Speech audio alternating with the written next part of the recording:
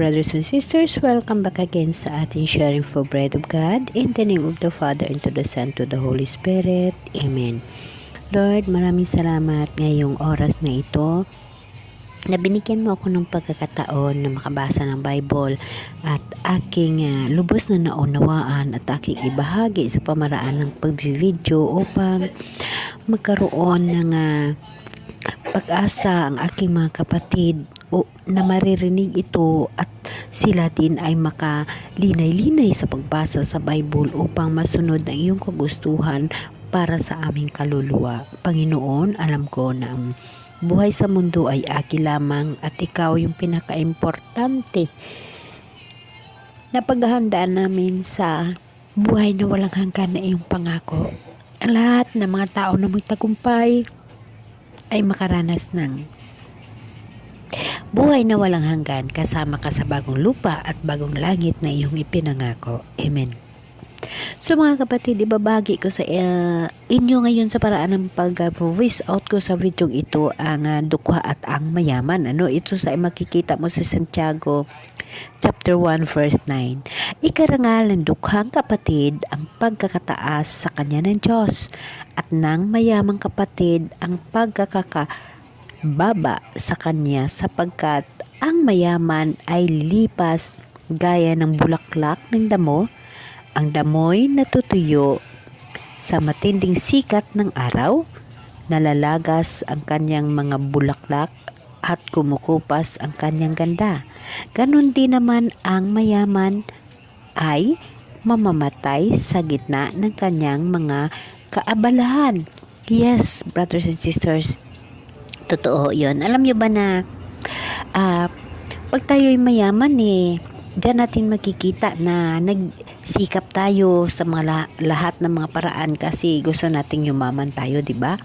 Gusto nating magkaroon tayo ng karangyaan sa buhay, kaya busy tayo sa makamundong buhay.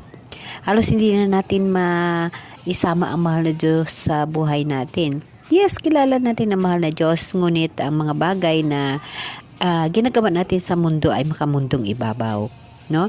Inuuna pa rin natin yung mundong kayamanan. Lagi natin tatandaan, kapatid, na wag tayo mag-ipon ng kayamanan sa mundo. No? Ang ating preparahan ang kayamanan sa langit. Ano ba ang mga kayamanan sa langit? At ano ba ang paraan? At ano ba ang gagawin natin upang magkaroon tayo ng yaman sa langit? Mga kapatid, sa buhay, priority mo ang Diyos. Sa buhay, priority mo ang lahat-lahat na ayon sa mata ng Diyos. Huwag mong hayaan ang iyong kapwa na mahirapan na ikaw ay nasa karangyaan. Huwag mong hayaan ang iyong kapwa na naghihirap samantala ikaw ay magandang buhay. Sasabihin ng tao sa mundo, kasalanan niya yun. Hindi sa nagsikap, hindi sa naghirap. Hindi yun ang dahilan, mga kapatid. Ang mga bagay na ang mga tao ay mahirap upang makikita ng mayaman. Dahil dyan, magkaroon sila ng tinatawag na connection sa Diyos. Kasi nakikita nila yung mahirap. So, ano dapat nilang gagawin? Dahil mayaman sila, syempre tutulungan nila. Sa espirituhano na buhay, tutulungan mo. Ngunit sa mundong buhay, bahala ka dyan. Something ganon, di ba? Kasi sasabihin karamihan ng mayayaman, ay nagsikap nga ako, nagpakahirap nga ako upang mayaman ako, tapos ipibigay ko lang sa mahirap. Karamihan sa atin sa mundo, yun ang point natin. Pero mga kapatid, lagi mong tatandaan na ang kayamanan at ang kahirapan ay isang paraan ng Diyos upang makilala ng Diyos ang tao niya. Na ikaw ay mayaman, pinapriority mong kayamanan, pinababayaan mong mahirap. Kasi mayroon tayong judgment. Mayroon tayong judgment sa kamatayan. Ang pamaraan na ikaw ay yayaman ay pamaraan na ibinigay ng Diyos. Hindi mo yan tinatawag na diskarte sa buhay. Yes, sasabihin natin pamaraan mo yun. Ngunit iyan ay ibinigay ng Diyos sa iyo sa pamaraan upang subukin ang kakayahan mo, susubukin ang pagkatao mo, susubukin ang espirituhanon mo na buhay sa pamaraan kayamanan. Pag ikaw ay mayaman, bibigyan ka ng Diyos ng karagdagang kayamanan. Ngunit ang kayamanan, iyong gagamitin para sa Diyos. Huwag mong gagamitin sa pansarili mo, sa pantao sa mundo, dahil saan ka ba uuwi? Saan ka ba papatungo? Saan ka ba pupunta? Maswerte ka nga, binigyan ka ng kayamanan ng Diyos eh. Maswerte ka nga, naging mayaman ka, marangya ka, no? Dikotse ka, kapag kainan mo, ipunong-puno, may bahay ka. Yung mahihirap nga, mahihirap, no? Tapos sasabihin mo, bahala siya, hindi siya nagsikap. Hindi ganon, kapatid. Hindi ganon ang buhay sa mundo. Maswerte ka kasi binigyan ka ng Diyos ng kayamanan, karangyaan sa buhay. So, gagamitin mo yun para sa mga mahihirap mong kapatid. Dahil sinusubok ka lang ng Diyos. Sinusubukan ka lang ng Diyos kung paano mo ba i-handle na maging mayaman ka sa mundo. Kung paano mo ba paninindigan ang kayamanan mo. Kung sino ba ang kasama mo sa kayamanan mo. Mga kapatid, ang kayamanan dito sa mundo ay sa Diyos pa rin ho yun. Ang mayaman at mahirap, kapwa ho yun, sinusubukan ng Diyos. Pero, ito lang masasabi ko mga kapatid, ang mahihirap lamang lagi pagdating sa mahal na Diyos. Alam mo ba kung bakit nasabi ko yon? Dahil pag mahirap ka, lagi kang umiiyak, lagi kang nakatunganga at nananalangin kung sinong tutulong sa'yo. Samantala ang mayaman, laging nakatingin sa'yo, laging nadaanan ka na hindi naman tumutulong sa'yo. So kahit sa ganong paraan, makikita mo, ikaw mahirap, tumatawag ka sa Diyos, maawa ka sa akin, nagugutom na ako, something ganon. Samantala, ang mayaman, wala sa pakialam, dadaanan ka lang. Sino ba ang pinakamas mabuti? Yung nananalangin o nag-iisip sa isip niya na, Diyos ko, nagugutom na ako, Diyos ko, tulungan mo ako, o yung mayaman na parang wala lamang. Diba mga kapatid, napakasimple na mga tinatawag na pangyayari sa mundo, ngunit malaki ang espirituhanon na impact sa buhay natin. Kaya lagi natin tatandaan na ang buhay dito sa mundo ay aki lamang. Kung naging mayaman ka, maswerte ka.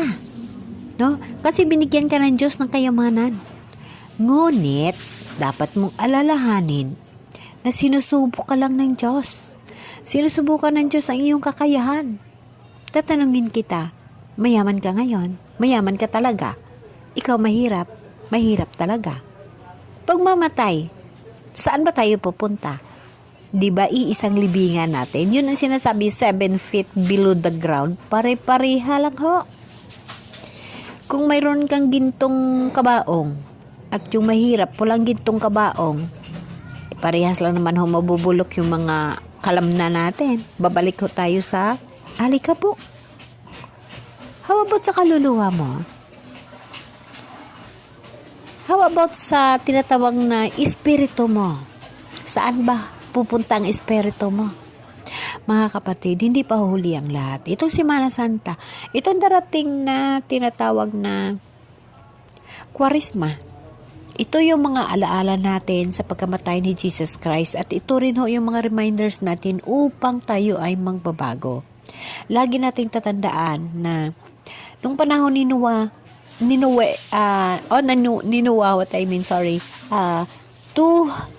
years ago. At nung panahon ni Jesus Christ nang pumunta siya is 2,000 years ago. It's the same. Sa panahon din na darating ang second coming ni Jesus is magto 2,000 years ago. Lagi natin tatandaan, approaching tayo sa tinatawag na sixth trumpet. Kung sa nagbubuntis pa nasa 7 months na tayo. So, ilang buwan na lang, no? Something ganon. Yun ang dapat natin alalahanin ang pagrepent ng buhay natin. Kung ano man ang naririnig at nakikita natin sa mundong ito, sa mga pangyayaring ito, ito ay isang reminders ng mahal na Diyos na siya ay malapit ng darating. Kung aabuti man natin na tayo'y buhay, salamat, makasasalubong tayo sa tinatawag na pagdating ng second coming ng mahal na Diyos. Ngunit pag mamatay man tayo na hindi natin maabutan ang second coming ni Jesus Christ at hindi natin masaksihan ho yun, ihanda natin ang ating mga sarili, ang ating kaluluwa. Kasi pagdating ng araw, ang paghukom, ang pag-judge ng mahal na Diyos ay darating pa rin kasi siya yung pinangunang saksi na ang patay ay nabuhay. Si Jesus Christ mismo. Amen? Amen. It is finished.